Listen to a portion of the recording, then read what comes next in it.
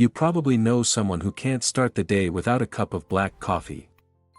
But what almost nobody imagines, is that sugar-free coffee can begin affecting your circulation just minutes after the first sip. While most people only think about energy and alertness, some studies have been drawing attention to something else: the impact coffee has on blood vessels, blood flow, and even heart health. And there's a curious detail. For some people, the daily habit of drinking coffee without sugar may help improve circulation. For others, it may be silently causing the exact opposite, especially when consumed the wrong way. And the most impressive part, the time you drink coffee, the amount, and even what you eat with it, can completely change the effect inside the body. Today you're going to discover what really happens to your blood circulation when sugar-free coffee becomes part of your routine, and why millions of people drink coffee every day without realizing what it may be doing to their arteries, brain, and even their legs. So leave a like, subscribe to the channel, and pay attention until the end, because there's one very common coffee mistake that can cancel out a large part of the benefits. Coffee is one of the most consumed beverages on the planet. And for many years, it was seen as nothing more than a stimulant.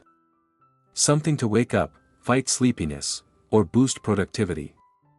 But today, science looks at coffee in a completely different way. Because inside a simple cup there are hundreds of biologically active natural compounds. Among them are powerful antioxidants, such as polyphenol, substances that may help fight oxidative stress in the body. And what does that have to do with blood circulation? Everything. Circulation depends directly on the health of the blood vessels. When blood vessels become stiff, inflamed, or filled with microscopic damage caused by excess sugar, fat, and inflammation, blood has a harder time flowing properly. Over time, that can affect the heart, the brain, the legs, and even the oxygenation of the entire body. And that's exactly where sugar-free coffee starts drawing attention. Some studies have observed that certain compounds found in coffee may temporarily stimulate the dilation of blood vessels, improving blood flow in certain parts of the body. In addition, coffee also appears to influence a very important molecule called nitric oxide. Nitric oxide helps blood vessels relax. And more relaxed vessels mean better circulation. It's like turning a narrow road into a wide-open highway for blood to flow through. But there's one extremely important detail. This usually happens mainly when coffee is consumed without excessive sugar. Because sugar can trigger glucose spikes and inflammation, which over time damages the exact blood vessels coffee could potentially help. In other words, many people drink coffee believing they're doing something good for their body, but add so much sugar that they end up sabotaging part of the possible benefits. And there's more. Coffee may also temporarily increase the body's state of alertness. That happens because caffeine stimulates the nervous system. The heart beats a little faster, circulation speeds up, and some people even notice warmer hands or a stronger feeling of energy. But here's an important point that almost nobody talks about.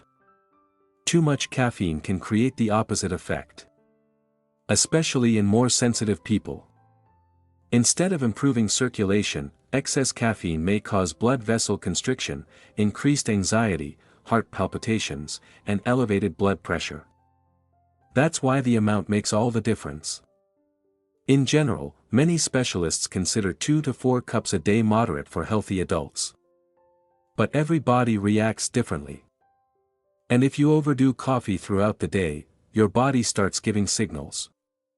Poor sleep, constant fatigue, irritability, anxiety, a racing heart. And all of that also affects cardiovascular health.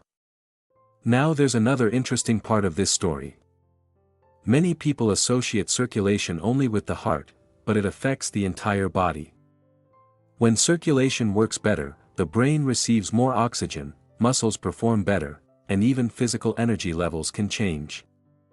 Some people report a greater sense of mental clarity after drinking sugar-free coffee precisely because of this circulatory and brain stimulation. But the timing of coffee also matters a lot. Drinking coffee too late in the day can harm sleep. And poor sleep directly affects blood circulation.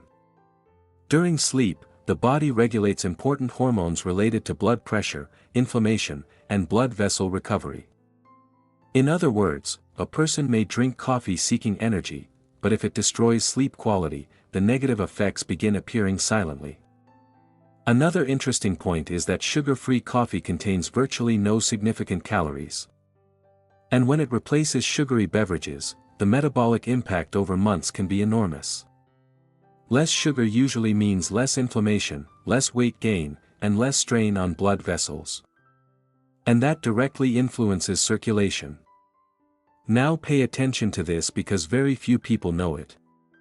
Coffee also contains antioxidants that may help protect blood vessel cells against damage caused by free radicals.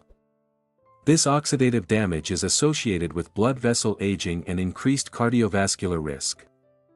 That's why some researchers consider coffee one of the greatest sources of antioxidants in the modern diet. But once again, the way you consume it changes everything. Because plain coffee is completely different from those coffees loaded with syrups, whipped cream, sugar, and processed creamers. In many cases, the drink stops being coffee and practically becomes a liquid dessert. And then the effects on the body change completely. There's still another important observation. Some people notice cold hands, dizziness, or discomfort after drinking coffee. That may happen because certain bodies are more sensitive to caffeine. So there is no magic formula. What works well for one person may not work the same way for another. In fact, people with uncontrolled high blood pressure, arrhythmias, or cardiovascular problems should talk to a healthcare professional before overconsuming coffee. But when consumed in balance, sugar-free coffee can be part of a healthy routine. Especially when combined with habits that truly help circulation. Physical activity, good hydration, fewer ultra-processed foods, proper sleep, and stress control. Because no single food creates miracles. The body works as a complete system. And maybe that's the biggest mistake people make today, searching for one miracle food while maintaining habits that silently destroy health every single day. Coffee may help. But it cannot compensate for poor sleep, excess sugar, a sedentary lifestyle, and constant stress. Now there's one final detail that deserves attention. Many people begin noticing benefits when they gradually reduce the sugar in their coffee. At first it feels strange, but the palate changes over time. And when that happens, many people discover the real flavor of coffee for the first time. Without masking everything with sugar. And maybe that's exactly where the greatest transformation happens, not only in the coffee, but in the way the entire body begins reacting when excess sugar leaves the routine. So tell me here in the comments, do you drink coffee with sugar or without sugar? And after discovering all of this, would you have the courage to try a few days drinking only pure coffee? If this video helped you, leave a like, subscribe to the channel, and share it with someone who loves coffee and needs to know this. Because sometimes, small daily habits may be influencing health far more than people imagine.